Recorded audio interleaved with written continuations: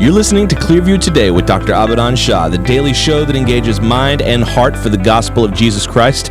I'm John Galantis, no Ryan Hill today. That's very sad for me, but what's really happy for you is that you can find us online at clearviewtodayshow.com. Or if you have a question for Dr. Shah, anything you'd like to write in, suggest we talk about here on the show, send us a text at 252-582-5028. You can also email us at contact@clearviewtodayshow.com, and you guys can help us keep the conversation moving forward by supporting the show. You can share it online with your friends and family.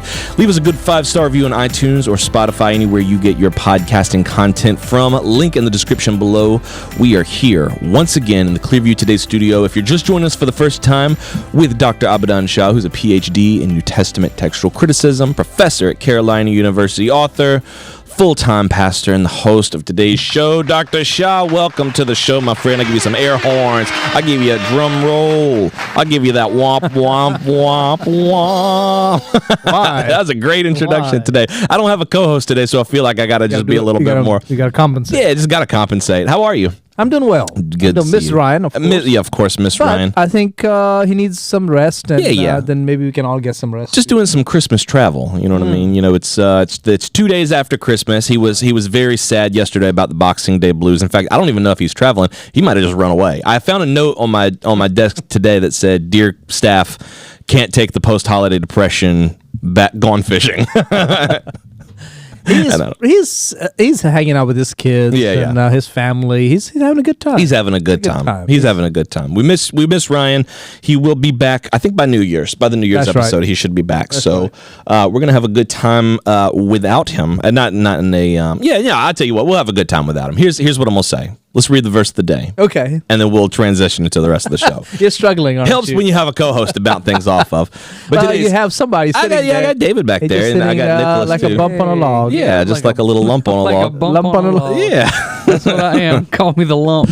David, how you feeling, man? I'm feeling good. I'm not used to doing a whole lot of talking on the show, so I'm gonna. Did you get a whole lot of toys for Christmas? I got so many toys. What'd you get? I got dinosaur toys? I got a dinosaur toy. I got Nice. Hot Wheels. Hot Wheels. Yep. Yeah. I got a Lincoln log. Ooh, just the one log? Just one. It didn't come with the whole set. Okay, maybe my parents said that next year maybe we can get more. Okay. Well, did you get any one of those remote control cars? Yes, like a little RC car. Yeah, I got but an no RC remote car. Well, no batteries. No batteries. Got you. And when you asked your parents for batteries, they were like, maybe if you're good for your birthday. They were like, well, you see, you got the Lincoln log, so you don't get batteries. Oh, so you try. So that's why. That's why you tried to jam the Lincoln log and got it. Yeah, the controller's broke. I saw a destroyed controller on my desk this morning. I don't know what in the world happened there. Dr. Joe, what'd you get for Christmas? I don't even think I asked you. Let's see. What did I get for Christmas? Different things from different people. I got a vest, which is a heated vest. Oh, I'm afraid to put it on in case it malfunctions, or in case it's just too hot. In case it's like what's that movie we saw where the guy wears this jacket and then it kind of like starts burning, and before you know it, he dies from that. I think that's the Green Mile. No, I'm just joking. No, not that. What is that movie? What is that movie? It was a funny movie. I'm trying to think. Guy wears a burning jacket. Hold on, let me see. Was that Psych? Was that from Psych? The show? Maybe. I only saw the pilot episode of Psych. But that sounds about right. Did he die from it? There's a jacket, not him, but somebody wears a jacket, and you wear the jacket, and it just starts smoking and stuff or something. Yeah, I forgot about that now. Sounds like a Saw movie. Hold on. I'm sure we can find it. Yeah, Psych, burning jacket. Let's see. And then what Nicole happens. got me these robot grill cleaners. Okay. So you take this little device, put it on top of the grill after I'm done eating.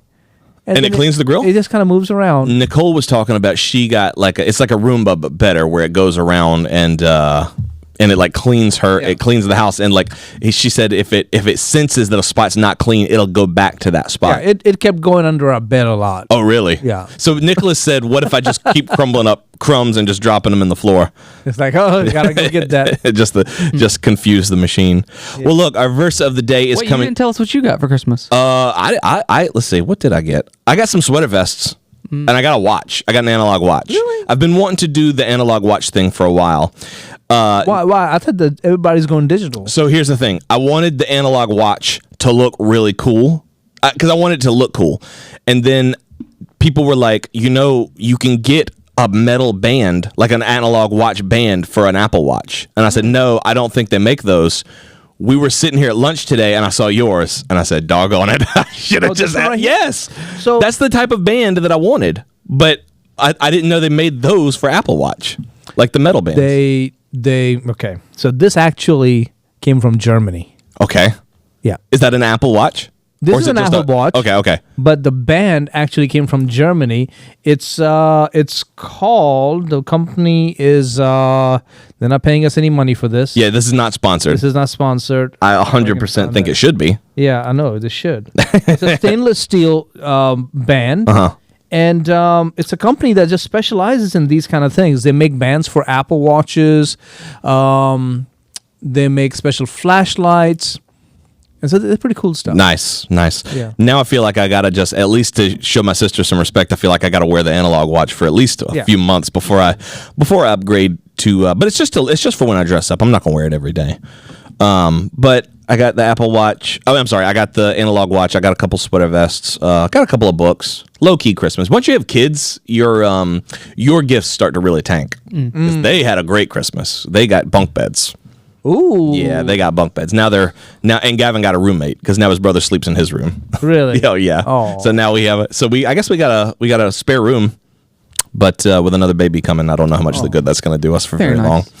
Today's verse of the day is coming to us from John chapter 1 and verse 12. It says, "But as many as received him, to them he gave the right to become children of God, to those who believe in his name." And I just think about like being God's children. Like think about the fact that my Father created the entire universe. You know what I mean? It's like the ultimate "my daddy is better than your daddy" thing, where you can truly say like our Heavenly Father created everything. He spoke it all into existence, and he says, "You are my child." That's a really cool thing. And we are heir of eternal life. So True.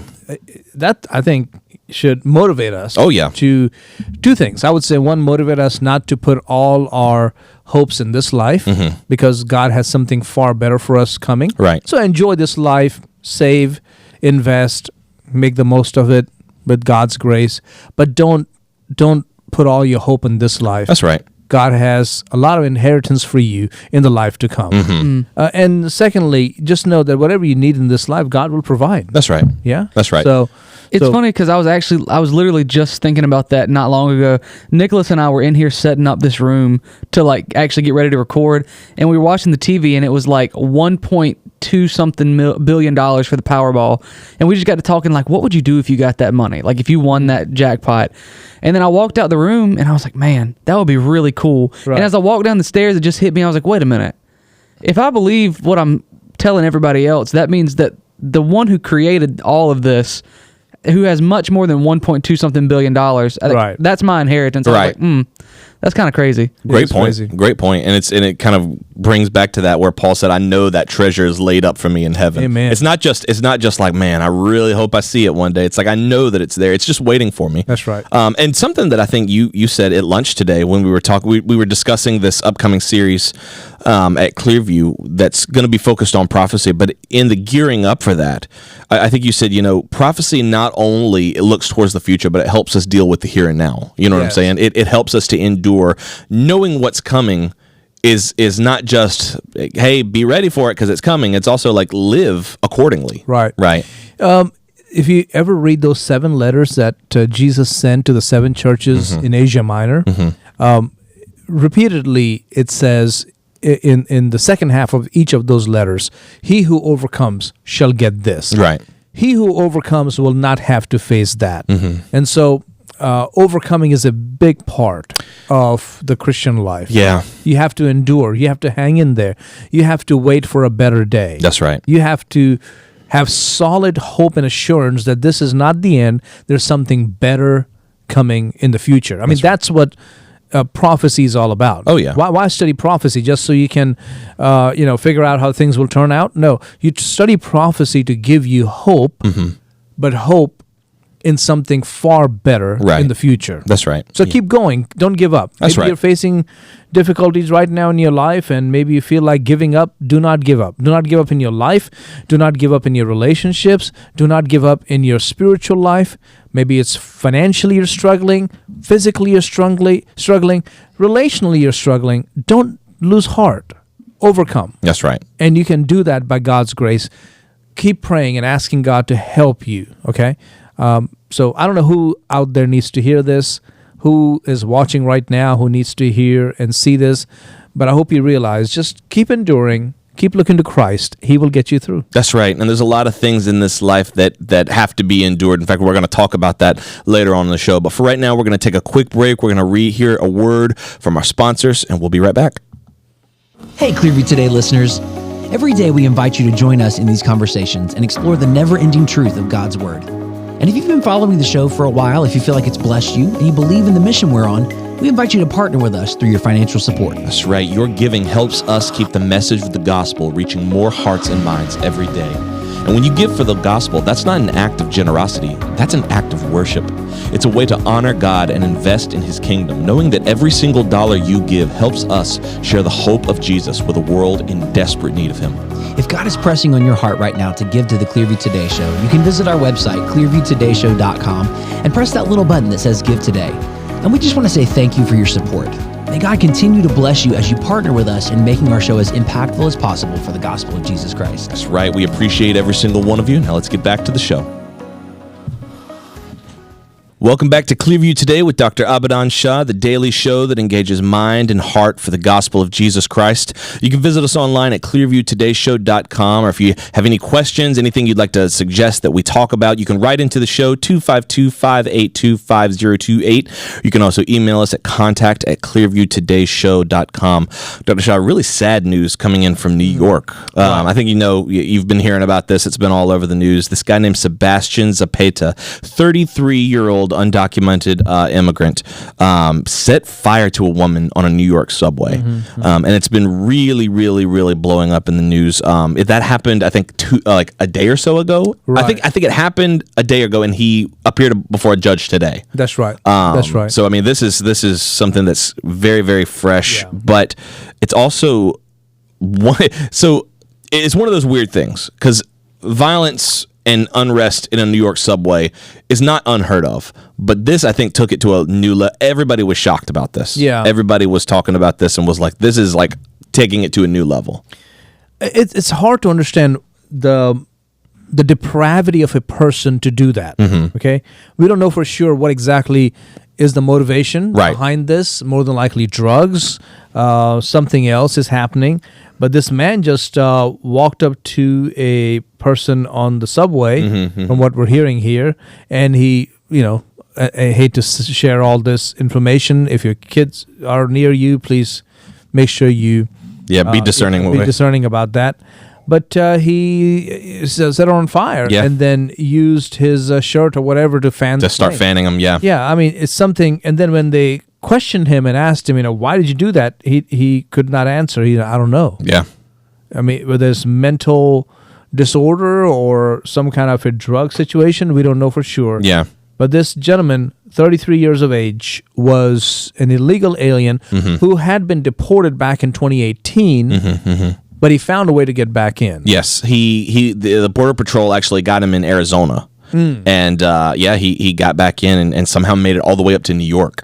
Yeah, I guess that's the thing, that how many. This is like those things where we keep saying that a lot of and not all, of course, but there's too many cases of illegal aliens coming into the country and doing things like this. Right. But it's like, no, they're outliers. That's not really happening in those numbers. It's much more, and it's like they could be outliers, but the thing is the damage is still catastrophic. Yeah. You know what I mean? And how many of these stories need to keep happening before we start realizing that something has to be done here? And there's and I've noticed, I don't know if you've noticed this, when it's a lot of the victims are women. Yeah. I was trying to form it into a coherent sentence, but I'm just noticing that a lot of these victims of undocumented migrants or illegal aliens, or however you want to say it, it's usually women. Right. And that should alert us. That should cause us to pause and take a hard look at this and not just move on to the next news. Right. why is this happening? And why is it happening? Because we've said it for a while that something is wrong when you open the borders indiscriminately and let people come in and do whatever they want to. So we've had a lot of convicts who have come in, a lot of people who are bad people who haven't been given the help or haven't been kept in their prison, and they've come. And in this coming, they have, nobody's stopped to ask the question, are these people who are coming in, are they mentally stable? Are they good addition to American society? None of that. I mean, just like throw open the borders, come on in. Right. And now we're paying for it.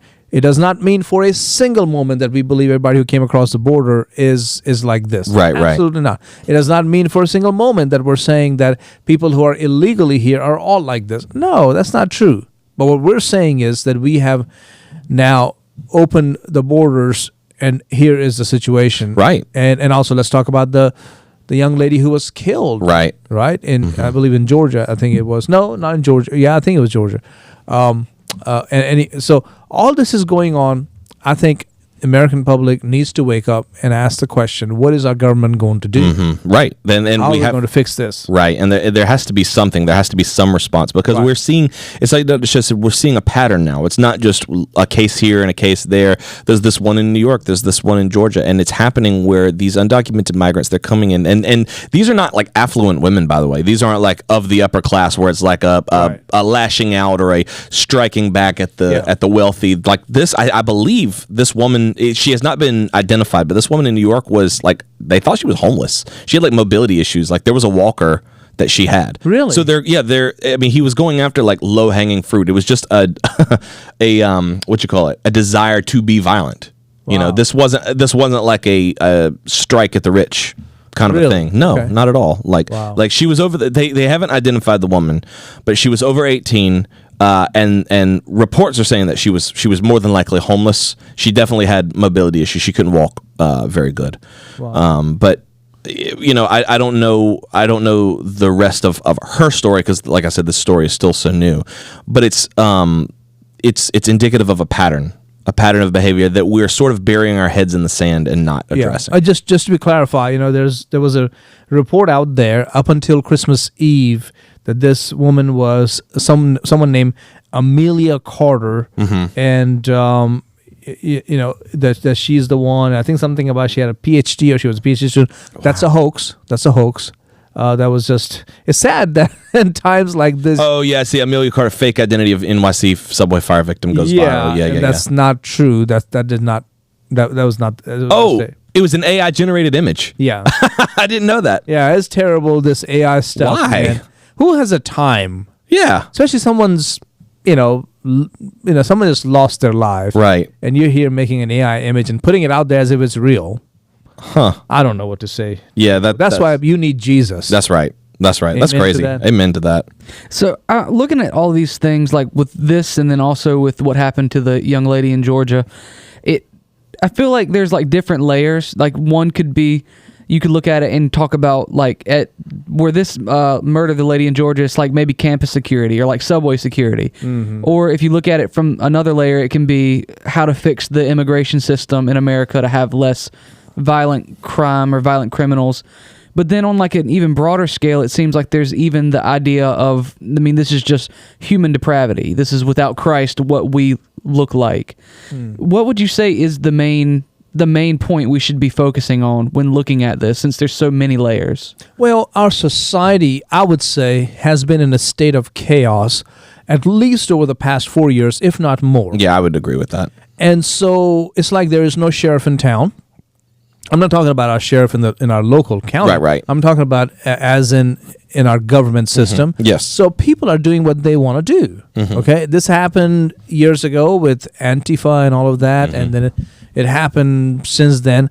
So people are living like they did in the time of the judges. Yeah. 100%. Everyone just does what's right in his own eyes. There was no king in Israel. Everyone did what was right in his own eyes. And you know what's crazy? And I don't mean to cut you off. No. That was it. That's clearly like an obviously bad thing. It's condemning the people of Israel. But if you said that today, that, hey, you know, today in America, everyone does what's right in their own eyes, I feel like a lot of people would be like, yeah, that's great. That's a good thing. That's awesome. No, it's not. Yeah. That was not a compliment to the time of the judges. When it's repeatedly, that refrain starts showing up, starting in, I believe, chapter 17 on. It is, everyone did what was right in his own eyes. There was no king in Israel. That was supposed to alert us to the fact that now chaos is ruling. Right. And this is not what God promised to his people. This was not the vision of the promised land. This is chaos. I mean, this is not even Egypt. This is worse than Egypt. Do you think people this may be pushing the envelope a little bit, so I don't mean it to sound like this, but do you think people are using everything that happened in the 20th century in Europe with authoritarian figures becoming tyrannical as an excuse to go the complete opposite way and say we don't want any authority at all? Oh. And I don't mean that it's an overcorrection. I mean, do you think they're purposely using that as a scapegoat to say we don't want any authority, we want to do what we want to do, and if anyone questions us about it, we can just point to people like Hitler or Stalin or Mussolini. We can just point to them as a sort of scapegoat. So social Marxism has been with us for quite some time. It has tried and tried and tried again to take over society. In Asian countries, in African countries, in South American countries, it has been relatively very successful. In the Western world, we have fought back, other than, of course, Russia over here. Right. We have fought back. We have fought back in England. We fought back in Germany and other places. And, of course, we also fought back in America. But it keeps coming back. Yeah. And it at the heart of it is, you have had the wealth far too long. It's time we have it. That's sort of why I asked that, because you made that comment that there's no sheriff in town, and I feel like in the government people are so opposed to having someone in power or in authority, I should say. They're so diametrically opposed to saying he should be the authority, he should tell us what to do. They don't want that at all. And I wonder if that comes from, like you said, an idea or like Marxism that they have that they think is going to work here, or if it's just fear that it could go wrong. I don't know. I genuinely don't know. Yeah. I can't tell why they're so, because to me it seems like the president should be an authority. Yeah. It should be an authority figure who says this is the person who's laying the vision, because we elected them. Right. That's what we elected them to do. Right. Yeah. But I think here they look upon the president as the guy who is in cahoots with these billionaires and these, private jet owners and multi-billion-dollar corporations, and so we hate you. Now, of course, the last one or the one who was outgoing, right, and the one who was going to be incoming, but thank goodness didn't go that way. Happen. They were going to go along with this agenda, as weak as we can be as a government, so you can do whatever you want to do. Yeah, that day is done. That is music to the ears of these kind of people. Yeah. But that day is done. Yeah. 100%. I think, as I said a few moments ago, there's a new sheriff in town, and it's time people wake up to that and go, there are consequences. Sometimes people say, it doesn't matter who the president is, down here is just, no. It matters. Yeah, I used to think like that when I was young, when I really didn't know a whole lot about how the world actually works. I used to think that the person who's in the president's office isn't there. I was one of those like shadow government type of people. I was like, the president's just a face, and what he thinks really doesn't matter that much. That may be somewhat true. I agree with that. Yeah. Well, I don't know how much I really think that way anymore, because I've grown up, I've matured, I've seen how the world works, and now I've had enough time to see like, hey, those 4 years actually were not really bad. These 4 years really, you can't really deny those patterns of what you call it, just like well-being in the country. Yeah. And now I remember people when President Trump was in office the first time, I remember people being unhappy, but things were pretty good. Right. Like life was pretty great. Money was in the pocket. All of a sudden their homes getting built and people have a sense of like, I can do this. And you know what else? I want to amend what I just said. I think just the people online weren't happy. Yeah. Like the people who run the media weren't happy. Like they made it very known that they were unhappy. But as we've seen for 2 elections now, the majority of people had no problem at all. Right. They were actually pretty happy with the way things were going. Right. So, but unfortunately, that didn't last long with the next government. But praise God, now we're seeing people are finally waking up and going, now we need a better government, and the elections showed that the American public is ready for a change. Things like this New York subway attack and this murder in Georgia, things like this, I mean, they're bound to happen. Mm-hmm. But what do you see happening in the next 4 years? Like, do you see? I mean, I think you really put the nail on the head when you said there will be consequences for stuff like this. Right. I think progressively we're going to see society have law and order. There will be a system. Mm-hmm. Of course, there will be people who will not be happy about this because morality and ethics are going to change. It happens. It's amazing how society begins to have some sense. Mm-hmm. You will have people willing to work hard to make money, to invent, to create, to start businesses. So no longer sitting back and waiting for a check to come. Right. And I personally believe there are people who need to do that. That's they are maybe physically unable to do that, right? Or the economy is so horrible where they are, they just cannot. So we cannot just say, hey, well, you just can starve to death, no jobs, tough.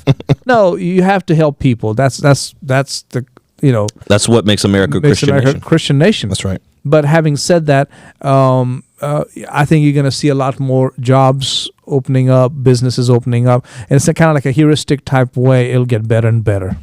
No way. Did I get mine out? I don't know if I got mine out. Heuristic?